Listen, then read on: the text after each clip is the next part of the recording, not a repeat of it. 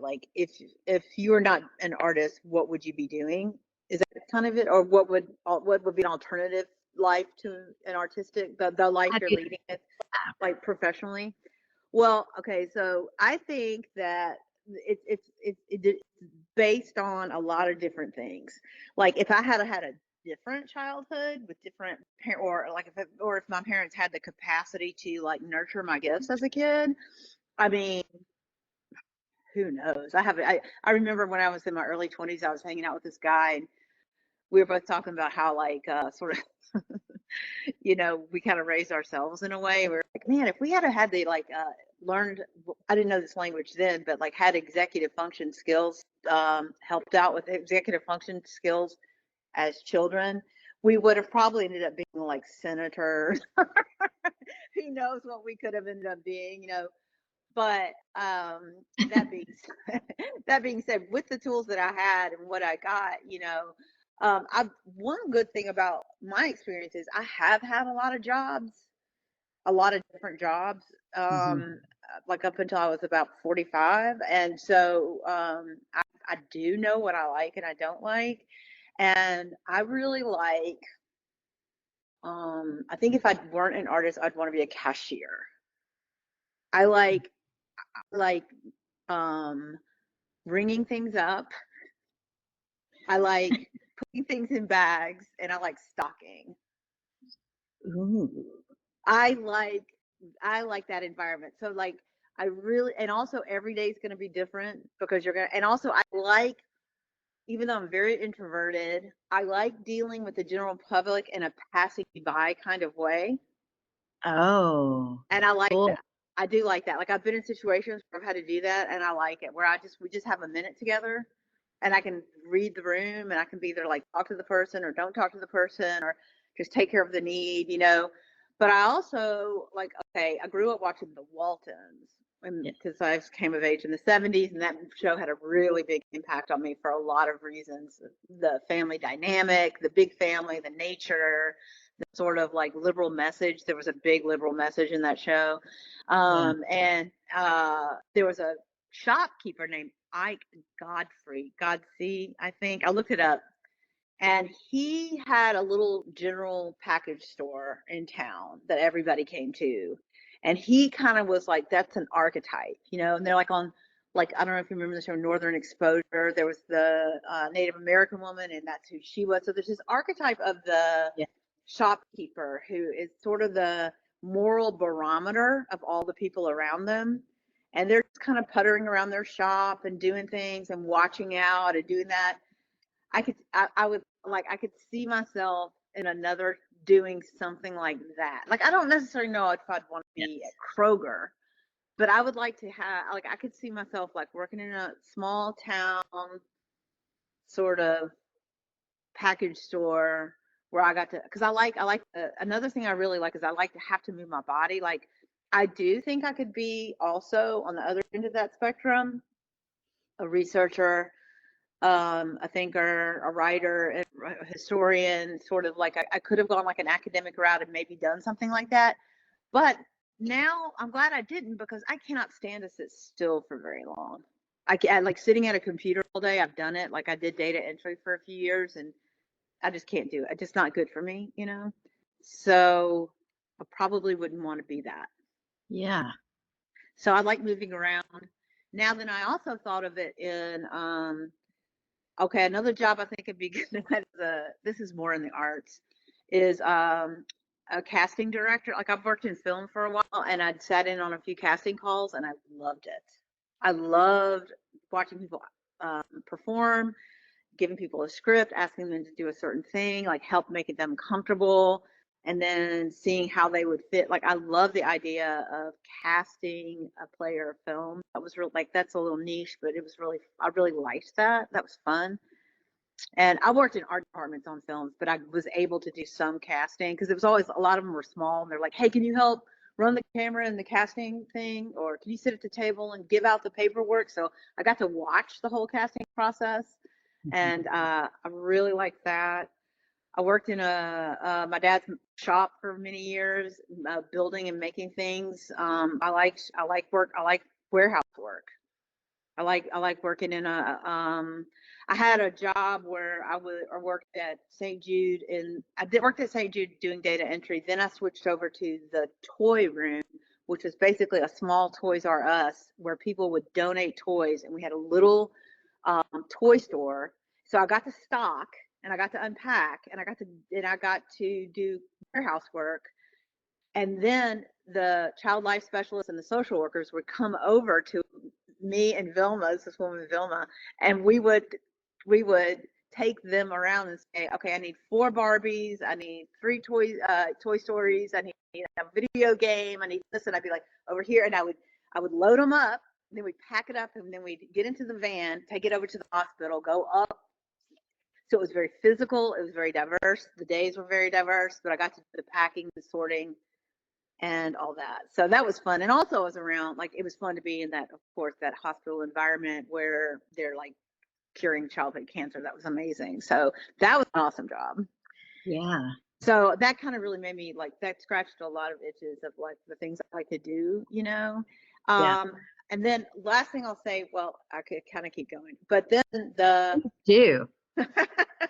okay, speaking of transportation, I did do some work where I transported people. Like I would like be the driver of like this was some film stuff too, where I would be the transport person, where I would drive a 15 pass van full of people from one location to another.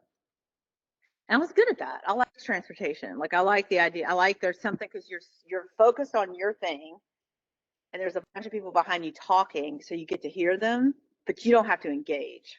And you're like, and there's like, it's a very, you know, like you're kind of like you kind of really have to be focused. And I don't know, I was kind of good at it, but it made me think like how I would like to be. There's 2 things I'm really interested in, and I don't know why. So I like to say that if there are past lives that we live, that these kind of attractions to things that we don't actually have in our lives are because in our another life we did it. I don't know if we've been around before. I'm just saying that hypothetically that might be a good reason. One are horses.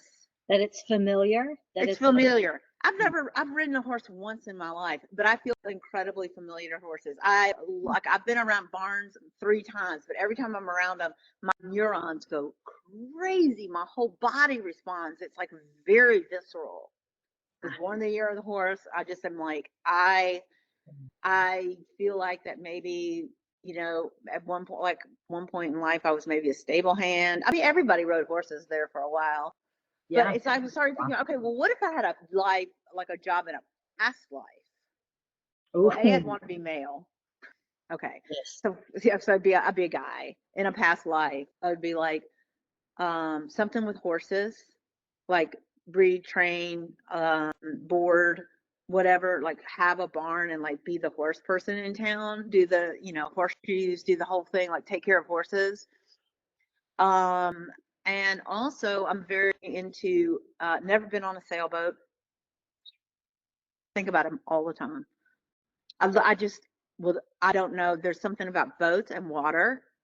I don't Yeah. live, I mean, I grew up on the water. Like we grew up like going to like, you know, Real Foot Lake in Arkansas, I places was like gonna that. say real.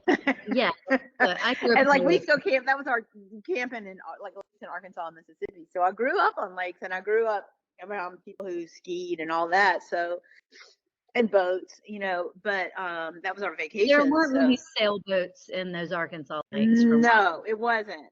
But every time but then I lived in Chicago, and there were like on the lake all the time those boats, and I was Yes. just always like, I don't know.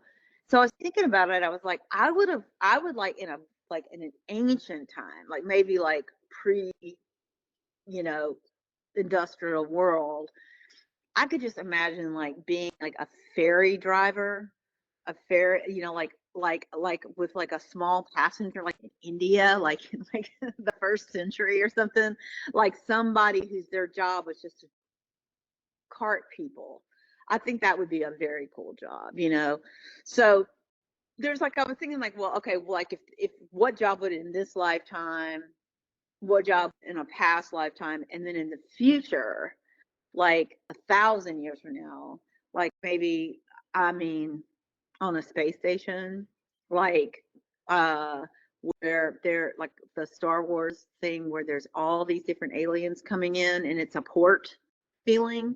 There's like it's a hustle and a bustle to be like the person somehow who is a point person somehow of like uh information center, the information center person. Like, can I help you find what are you looking for? What can I help you with? Like customer service on a space station in like 30 because you would Yeah, you would because get like there's all info these that people. people need.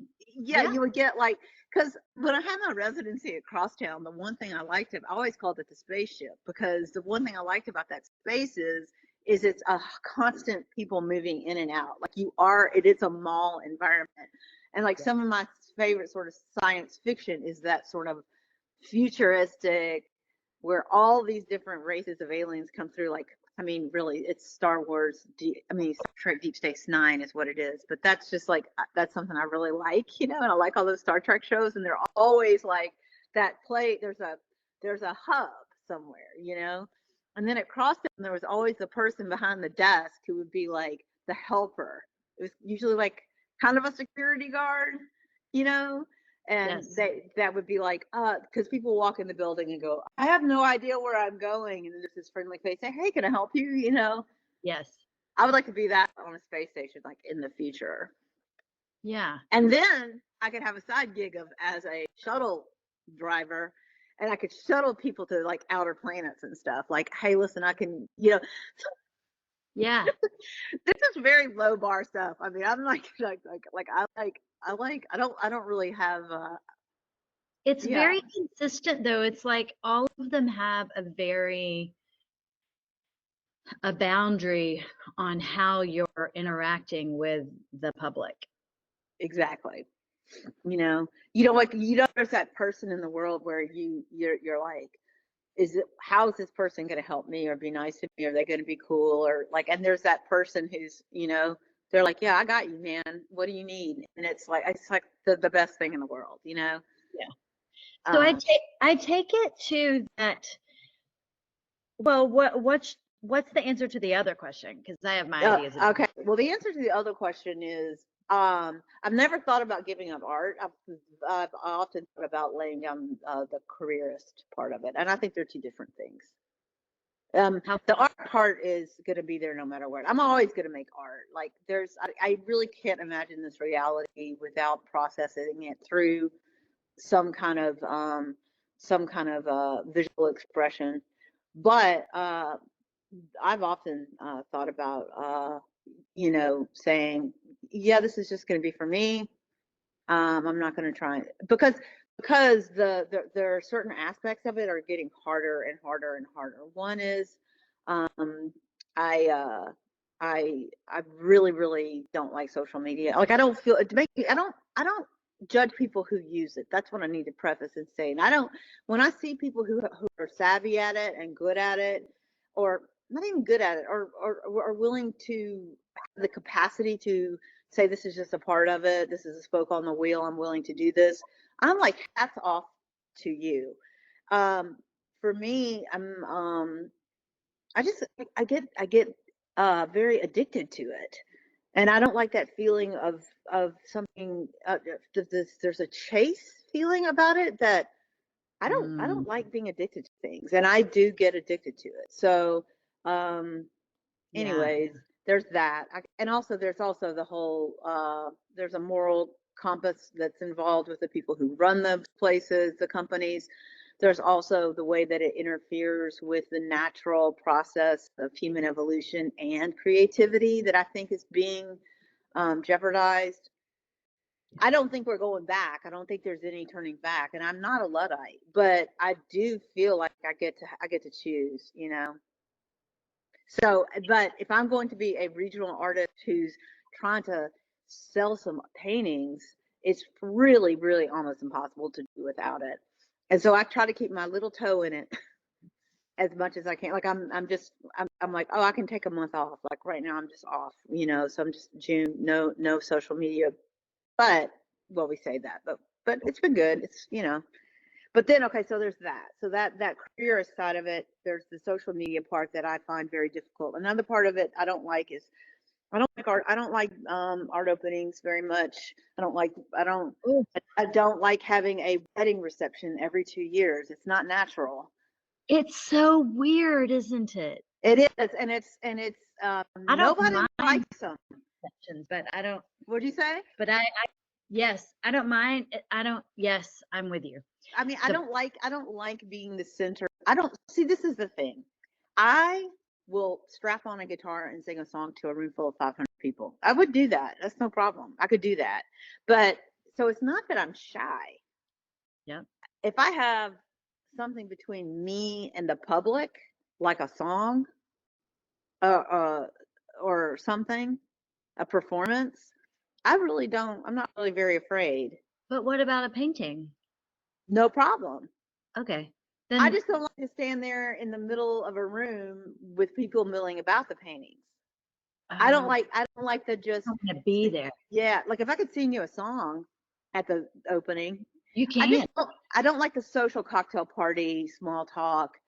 And I also don't like another thing I don't like about art openings is, and this is why I kind of never really pushed my music very far is I don't like asking people to do things. I don't like saying, "Hey, can you come to my opening? Hey, can you come to my show?" I have a real hard time. I don't mind other people asking me to do their thing, but I Yeah. have a real hard time asking people to do that, and I don't like it.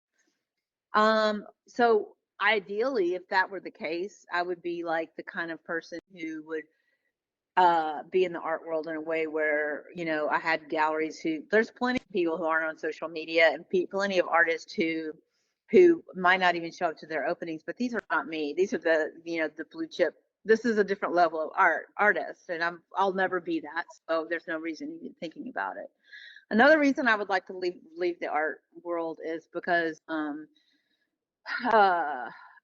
there was a long period of time where my friends could theoretically buy my work.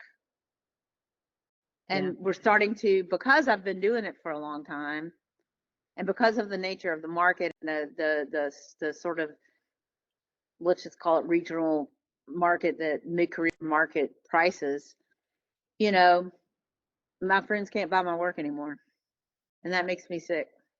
Mm. The inflation. I don't like the pricing on artwork. I don't like trying to have it like I'd rather like.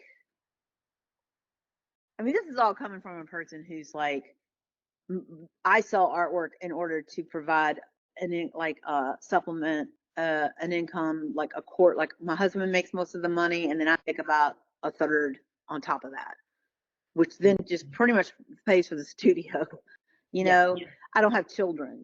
So I mean, this is like coming from economics. You got to look at somebody. It's like if I had certain situations where I needed to bring in $40,000 to $60,000 a year selling art, we would not even be having this conversation. Right.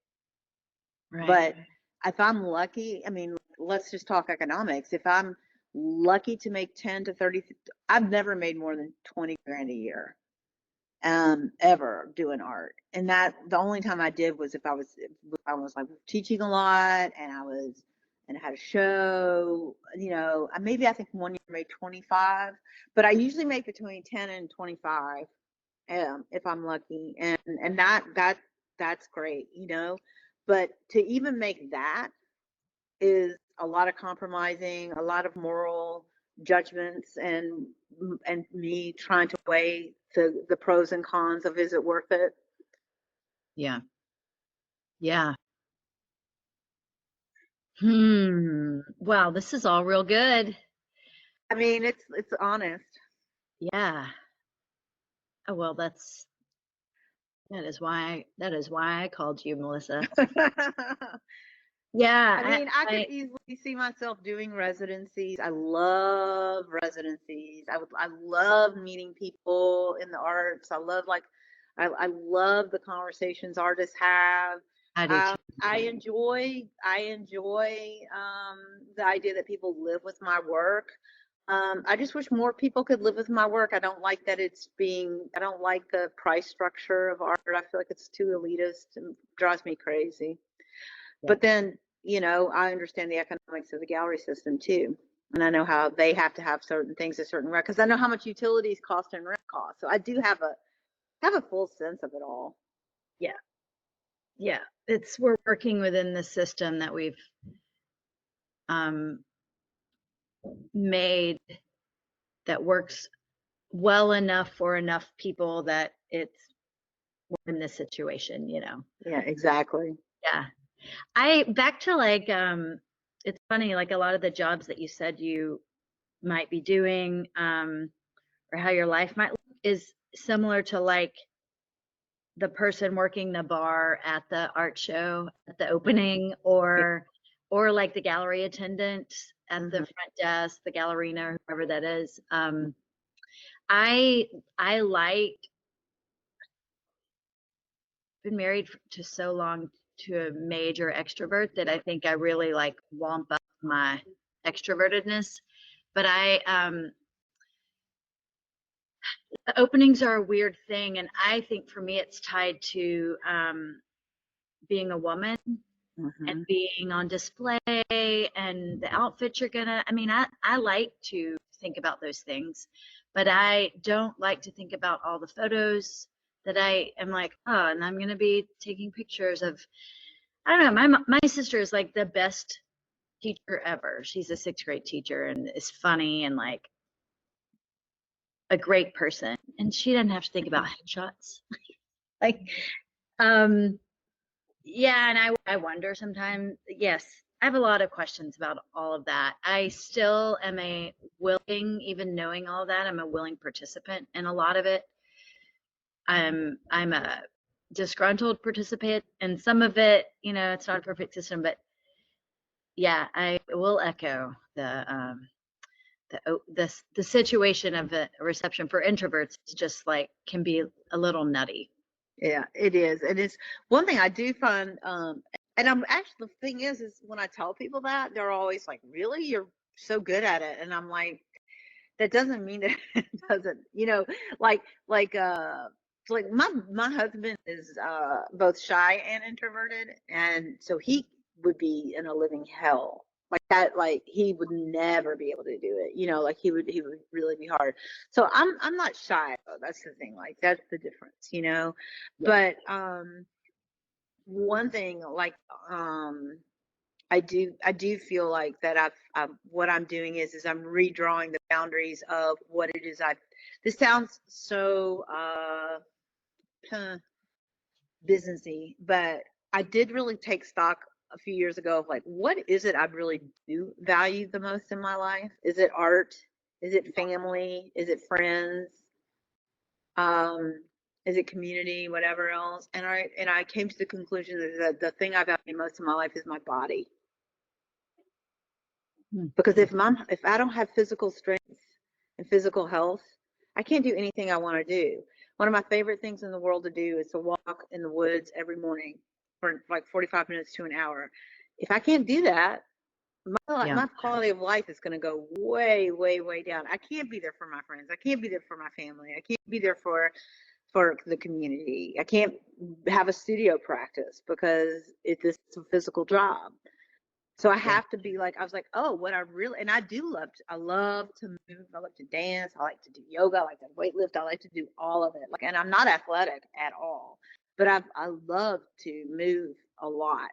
And, which I did forget to tell you one other alternative, career path is, I would not mind being a monastic, a full. You are not surprising me.